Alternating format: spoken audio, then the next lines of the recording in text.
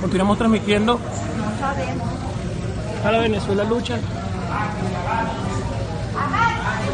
Agáchense, que están con las molotovas ahí. Niños y mujeres dentro de un establecimiento desesperados por el asedio de la Guardia Nacional Bolivariana a las 5:20 de la tarde en Bellocampo con la Francisco de Miranda.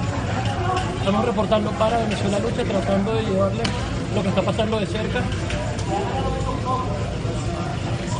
Cuando tuvimos que internarnos dentro de un establecimiento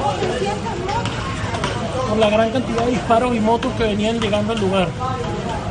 Cuenten ustedes la cantidad de motos. Son más de 100 motos, mira todas las que vienen allá. Muchísimas motos ahorita, 5:20 de la tarde, recordamos.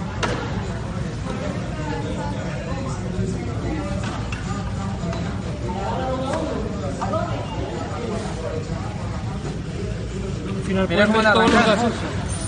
Mira cómo le arranca el bolso a la señora ya, ¿viste? Mira.